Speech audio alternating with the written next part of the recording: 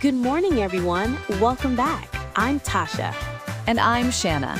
Today, we're tackling the giant robot in the room. The sentient coffee maker? No, though that is a problem for another day. Today, we're talking about artificial intelligence, AI, the future of work. Must we? I swear every headline is, I will take your job. I will make your coffee. I will write your thank you notes. Valid points. The hype cycle is real. But listen, the narrative needs a serious rewrite. It's not about replacement anymore. It's about augmentation. Augmentation. Big word. Define it, please. Preferably in terms of less work for me. Deal. It means AI is not taking our jobs. It's helping us do them better. We're talking about tools that take over the boring, repetitive, brain-draining stuff, so we can focus on the strategic, creative human stuff, the superpower dynamic, if you will. Okay, I like the sound of less brain-draining stuff. So give me receipts. Credible info, no fairy tales. I came prepared. Let's dive into some specific fields, shall we? First stop, healthcare, a place where minutes and accuracy matter everything. True, my aunt's a nurse. She's burnt out. Well, AI is trying to change that.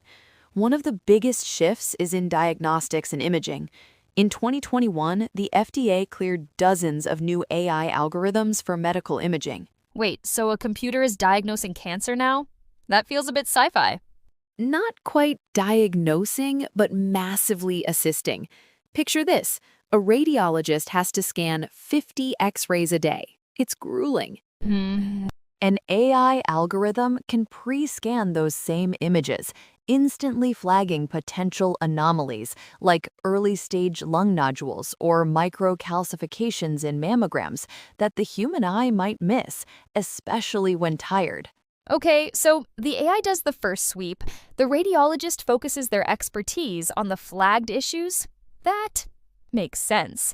That's faster and potentially more accurate. Exactly. Studies like those published in The Lancet have shown that AI systems, when partnered with radiologists, can improve detection rates while reducing both false positives and false negatives. It makes the human expert sharper and the whole system more efficient. But what about my aunt, the nurse? Great question. For frontline staff, AI is hitting the administrative headache, predictive patient monitoring. Systems can analyze real-time data, vital signs, lab results, and predict which patients are most at risk of deteriorating hours before a human might notice the subtle signs. Hours before. This allows nurses to intervene proactively instead of just reacting to an emergency. Less panic, more precision. Proactive? Precision. You're speaking my language, Shanna. I'm warming up to this. Okay, healthcare feels noble, but finance? You know I'm skeptical. That's just spreadsheets and algorithms already. A perfect perception that's also being flipped on its head. Historically, financial analysis meant drowning in reports. The actual strategizing part, that got squeezed to the end of the day. Guilty. My strategic planning often happens on my commute home. The shift now is toward automated data analysis and reporting.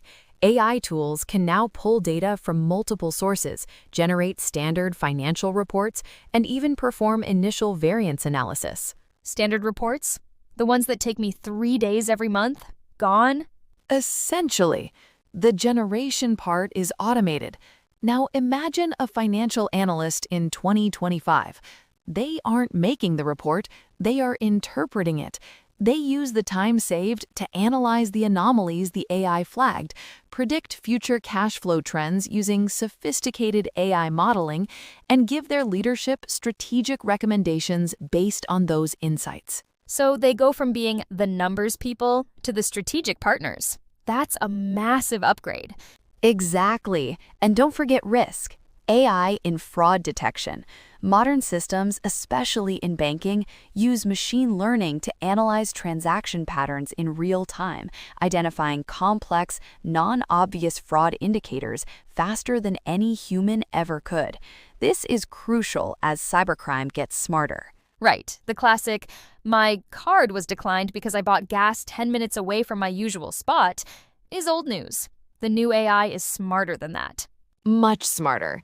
It looks at your specific historical patterns, the typical threat patterns, and makes an incredibly fast, highly accurate judgment call.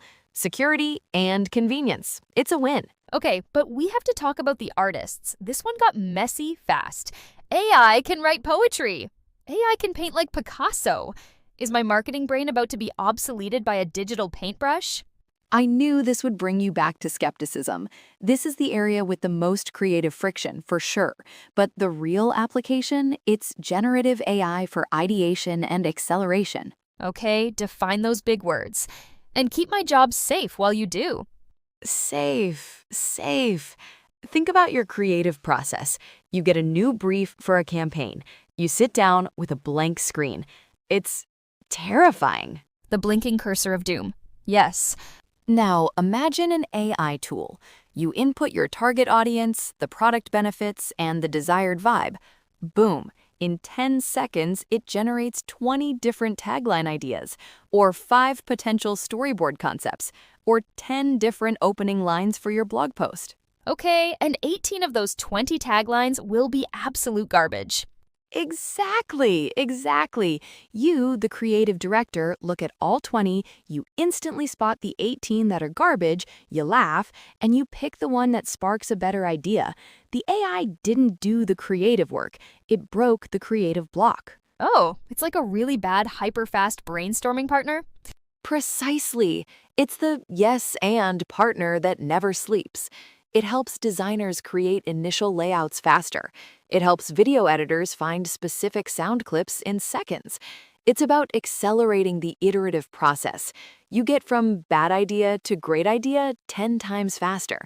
The final vision, the strategy, the emotional resonance, that is still all human. Okay, one more. The one that impacts us all. Customer service. If I hear, please hold while our options have changed one more time, we've all been there, and that's the bad automation. The new AI is the cure. This is about intelligent chatbots and personalization. Shanna, I hate chatbots. They are digital brick walls. I do not understand return policy. Ugh.